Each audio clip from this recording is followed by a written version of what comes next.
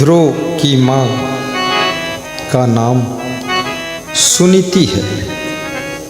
सुनीति कहती है मैंने स्वप्न में भी दान नहीं किया है। देखो स्वप्न में दान, क्या स्वप्न में भी दान किया जाता है? बात समझ से बाहर हो गई। स्वप्न में दान कैसे होगा? स्वप्न में गुरु का दर्शन भी होता है और स्वप्न में कितने लोगों का विवाह भी होता है। स्वप्न में लोग सत्संग कराते हैं। स्वप्न में धन वैभव भी मिलता है। स्वप्न में लोग मर भी जाते हैं, फिर जागते हैं तो जिंदा मिलते हैं।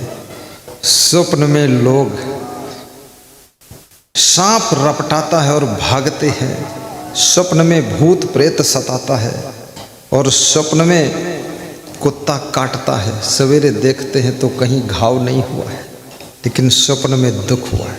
स्वप्न का भी प्रभाव है।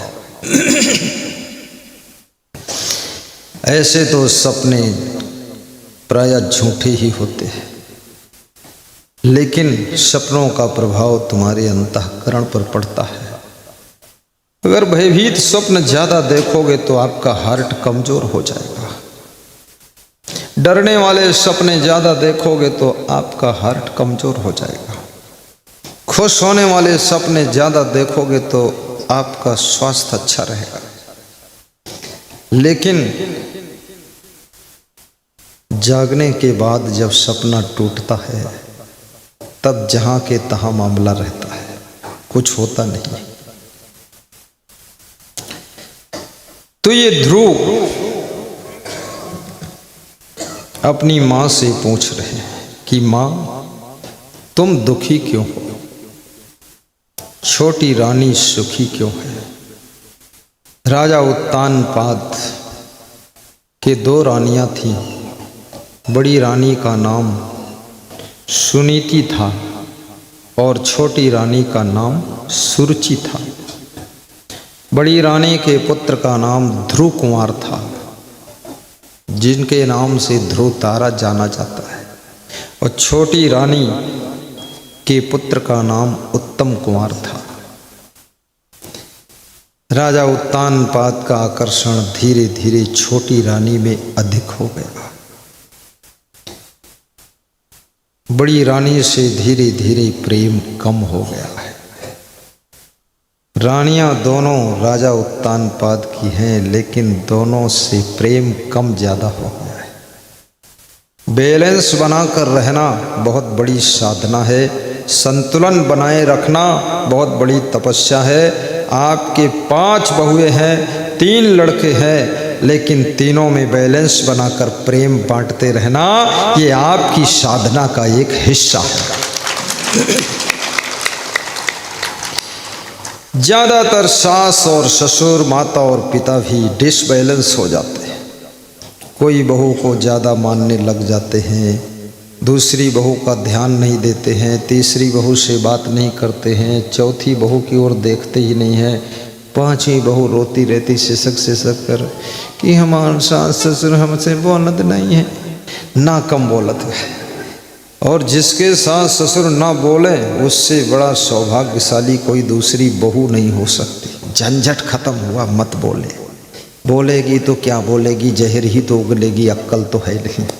अपने पति से रोज खतरनाक बोलती है, हमसे नहीं बोल रही तो बहुत बढ़िया, जय श्री राम, सफल हुआ काम। उसके झंझट में क्या पड़ता है। कोई देवी देवता बोलते, कोई मंदिर के भगवान नहीं बोलते, यहाँ लेटे हनुमान जी नहीं बोलते हैं, और लेटे हैं तब से उठते ही नहीं हैं। अब सोचो तुम्हारा पति लेटा हो, 2-4 दिन लेटा रहे तो टांग वांग मत खींचो, लेटा रहने दो, हनुमान लेटा है तो क्या फर्क है, तुम्हारा बेटा भी लेटा, झंझट खत्म। यहाँ हनुमान जी लेटे हैं, एक से एक देवी देवता कोई बोलते ही नहीं है। बढ़िया है तुम्हारी सासू ना बोले तो ठीक है, सुखी हो गई तुम, सब डिस्टर्ब खत्म हो गए।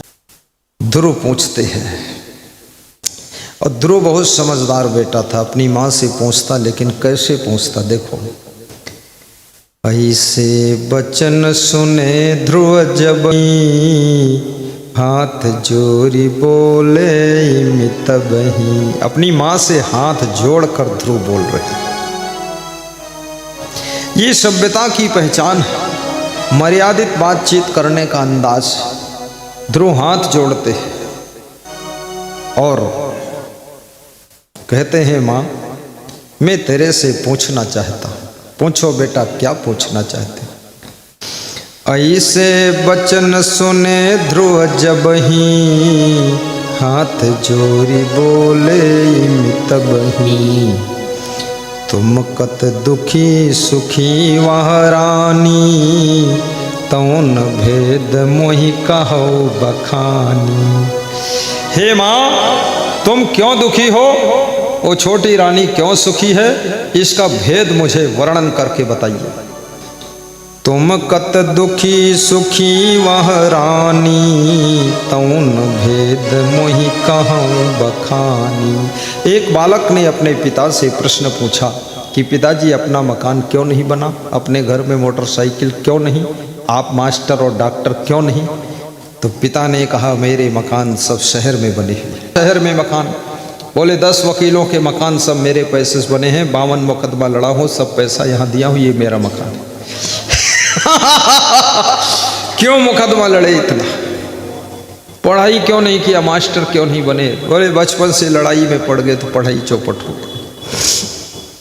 कभी कभी बच्चे अपने माँ बाप से भी प्रश्न पूछते हैं कि हम गरीब क्यों हैं? हमारा घर अच्छा क्यों नहीं है? हमारे पास में कार क्यों नहीं है? बच्चों के मन में जिज्ञासा उत्पन्न होती है, या आखिर सब एक कार निकली, 2 निकली, 3 निकली, और मेरे पास कार क्यों नहीं है? ऐसे ध्रुव के मन में विचार आया कि मेरी माँ दुखी क्यों है, छोटी रानी सुखी क्यों है। हाथ जोड़कर पूछा सभ्यता से। हाथ जोड़ी बोले मितबही, ऐसे बचन सुने ध्रुव जबही। हाथ जोड़कर बात करना बहुत बड़ी हिम्मत का काम है, क्योंकि अहंकार कभी हाथ जोड़ने के लिए तैयार नहीं होता है। अहंकार हमेशा दूसरों के हाथ पांव तोड़ने के लिए तैयार रहता है, खुद के हाथ जोड़ने के लिए तैयार ही नहीं होता है। ये अभिमान आरती में भी हाथ नहीं जोड़ना चाहता है। ये अभिमान गुरु को भी हाथ नहीं जोड़ना चाहता, भगवान को नहीं जोड़ना चाहता, मंदिर में नहीं जोड़ना चाहता। माँ बाप किस खेत की मूली हैं, उनको हाथ जोड़ना तो अलग है, कहीं उनके पांव न तोड़ डाले। ये अभिमान ऐसा खतरनाक है। हाथ जोड़ बोले मितबही, ऐसे बचन सुने ध्रुव जबही। ध्रुव 5 वर्ष का बालक कितने बड़े प्रश्न पूछ रहा है। कहता है, तुम कत दुखी सुखी वह रानी, तौन भेद मोहि कहो बखानी। हे माँ, तुम क्यों दुखी हो और छोटी रानी क्यों सुखी है? इस भेद को बताओ, कारण क्या है? देखिए, ध्रुव की माँ कारण बता रही। ये कारण, ये कथा मुझे सुनानी नहीं है, मुझे खाली 2-4 चौपाई लेनी तुम्हारे लिए, क्योंकि इसमें बहुत से लोग ऐसे हैं जो सगी बहन जैसे एक दूसरे की दान देते हैं, सगे भाई जैसे एक दूसरे को ही देते लेते थे। तो ऐसे कीड़े पड़ेंगे फल में और कीड़े पड़ेंगे तलैया में। तो कीड़े पड़ने से पहले हम तुमको सुना दें कुछ। कहे रानी प्रथमई तनु माही, सपन्यो दान दीन कछु नाही। कहे रानी प्रथमई तनु माही, सपन्यो दान दीन कछु नाही। कहे रानी प्रथमई तनु माही, सपन्यो दान दीन कछु नाही। रानी ने कहा, इस जीवन से पहले जहाँ मेरा जीवन था बेटा, उस शरीर में मैंने स्वप्न में भी दान नहीं दिया। अरे, तो स्वप्न में दान नहीं दिया तो किसी का लिया भी तो नहीं आपने? तो आपके पास तो आपका रहना चाहिए, ये दुख क्यों मिला?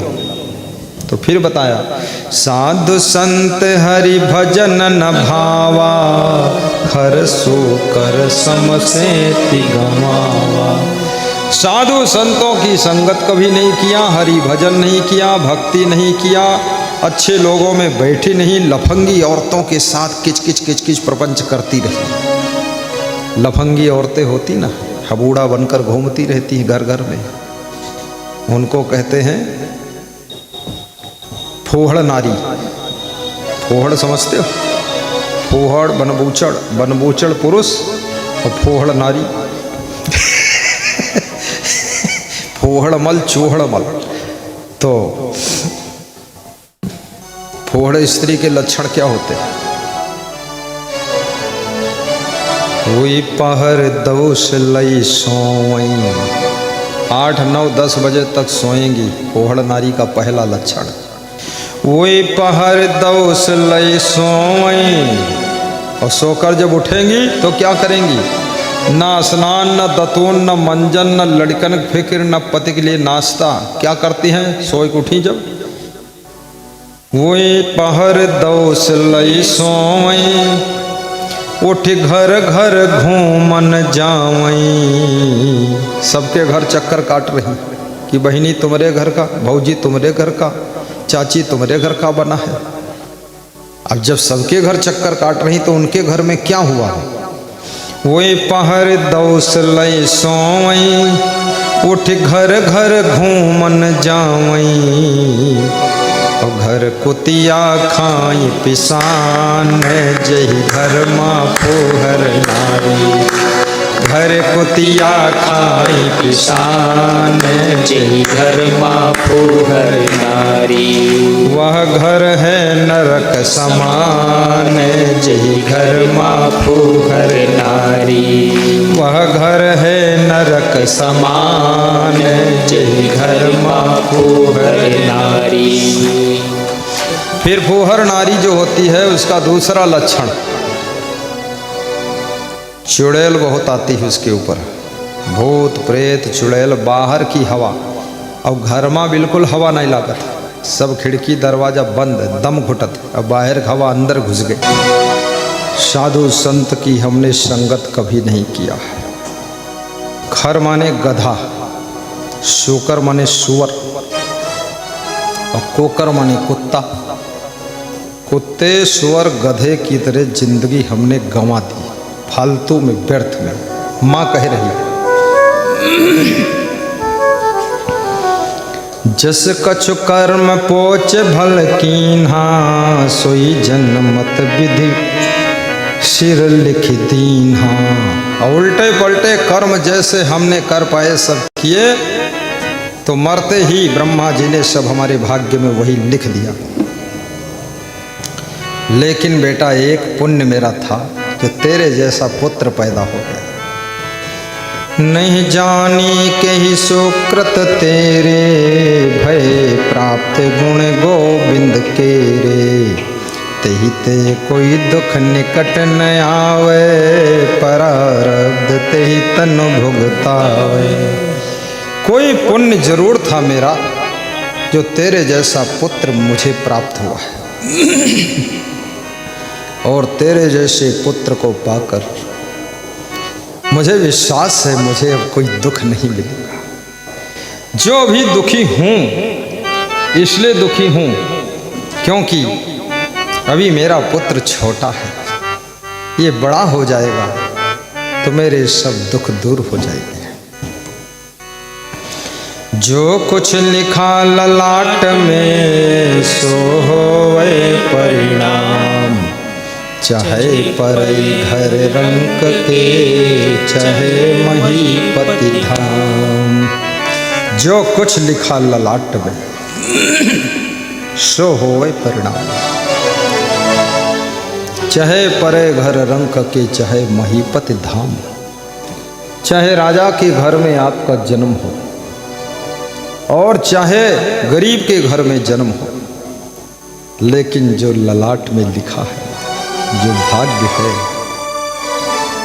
साधु बन जाओ तो भी जो भाग्य में है वही मिलेगा।